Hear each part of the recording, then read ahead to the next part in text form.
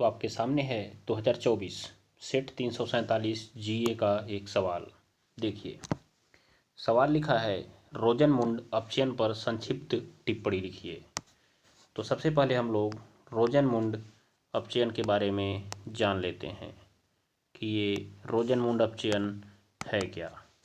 तो रोजनमुंड अपचयन एल्डिहाइड बनाने की एक विधि है। ये बात को आप ध्यान में रखिएगा। इस विधि से आप लोग कीटोन नहीं बना सकते हैं, ये भी ध्यान में रखिएगा। रोजनमुंड अपचयन में केवल आप एल्डिहाइड बना सकते हैं। और कैसे बनाते हैं आप लोग?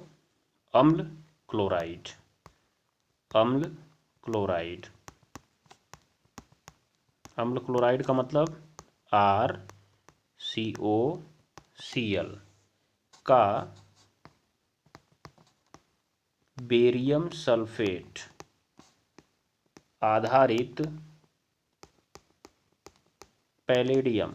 ध्यान से देखते जाइएगा, मैं लिख रहा हूँ, ये आपको पेपर में टिप्पणी ऐसे ही लिखनी होगी क्योंकि संक्षिप्त टिप्पणी पूछा है। बेरियम सल्फेट आधारित पैलेडियम, पीडी बोलते हैं इसको, पीडी की उपस्थिति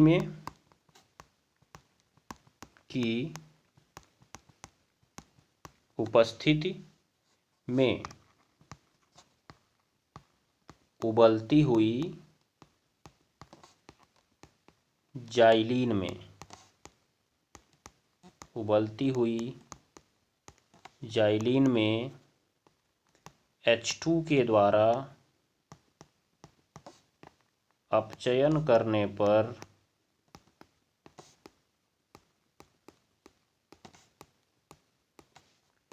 एल्डिहाइड मतलब RCHO बनता है। एल्डिहाइड मतलब RCHO बनता है। क्लियर है ना? ये बात को ध्यान में रखिए। उसके बाद इसका रिएक्शन आप कैसे लिखोगे? रिएक्शन लिखना है तो ज़रा आप ध्यान दे लेना। रिएक्शन लिखना है तो बस आपको ये लिख देना है RCOCl प्लस हाइड्रोजन, तीर के ऊपर आपको PDBaSO4 लिख देना है। अब आप ज़रा ध्यान से देखना क्या करोगे इसमें। बहुत आसान रिएक्शन। ये क्लोरीन इस हाइड्रोजन के साथ चला जाएगा तो हाइड्रोजन के स्थान पे क्लोरीन चला आएगा। तो आप ध्यान से देख लेना, आपके पास बच जाएगा RCHO और प्लस कौन बाहर निकल गया? HCl बाहर निकल गया। बस हो गया खेल ख़त्म। अब चूंकि यहाँ पे हुआ आपका अपचयन, तो अगर आपने अपचयन किया है तो आपको मालूम है, मेरी बात समझ लीजिए, कि एक कार्बोक्सिलिक अम्ल का जब आप अपचयन कराते हो, कार्बोक्सिलिक अम्ल का जब आप अपचयन कराते हो, अपचयन का मतलब बड़े कोष्ठक में H कराते हो, तो एल्डिहाइड बनता है। क्या बनता है? एल्डिहाइड। और जब एल्डिहाइड का कराते हो तो एल्डिहाइड का कराने से एल्कोहल बन जाता है। क्या बन जाता है? एल्कोहल। तो आप यहाँ पर भी तो अपचयन करा रहे हो, तो एल्डिहाइड एल्कोहल में बदल सकता है, एल्डिहाइड एल्कोहल में बदल सकता है। इसलिए यहाँ पर लिया गया है आपका BaSO4। BaSO4 जो उत्प्रेरक विष का कार्य करता है। तो आपसे पेपर में पूछा जा सकता है कि रोजनमुंड अपचयन में जो BaSO4 प्रयोग होता है उसका कार्य क्या होता है। तो यह उत्प्रेरक विष का कार्य करता है जो कि उत्प्रेरक की क्रियाशीलता को घटाकर RCHO को पुनः एल्कोहल में अपचयित होने से रोकता है। मेरी बात सुन लीजिएगा, याद करिएगा, RCHO को पुनः एल्कोहल में अपचयित होने से रोकता है। ठीक है ना? ये बात को ध्यान में रख लीजिएगा। तो ये हो गया आपका रोजनमुंड अपचयन। आशा करता हूँ कि आपको ये समझ में आ गया होगा। ठीक है, चलिए उसके बाद दूसरा एक रिएक्शन देख लीजिए। यहाँ पर देखिए, देखिए बच्चा लोग, कह रहा है एथाइन पर। किस पर? एथाइन पर H2SO4 एवं HgSO4 की उपस्थिति में जल की अभिक्रिया का केवल रासायनिक समीकरण लिखिए। मतलब कि आपको एथाइन लेना है, एथाइन।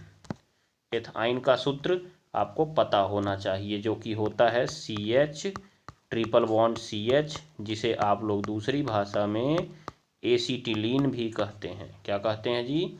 एसीटिलीन भी कहते हैं। ठीक है, ये बात को ध्यान में रखिएगा। अब आपने कार्बोनिल यौगिकों के निर्माण में एक विधि पढ़ी होगी एल्काइनों के जलयोजन से। कौन सी विधि आपने पढ़ी होगी? एल्काइनों के जलयोजन से। किसकी उपस्थिति में होता है जी ये जलयोजन आपका? बोलिएगा। ये जो जलयोजन है आपका HgSO4 और H2SO4 की उपस्थिति में लगभग 60 डिग्री सेल्सियस पर होता है। क्या होता है मेरी बात समझ लीजिए। यहाँ पे योग होता है। क्या होता है? योग।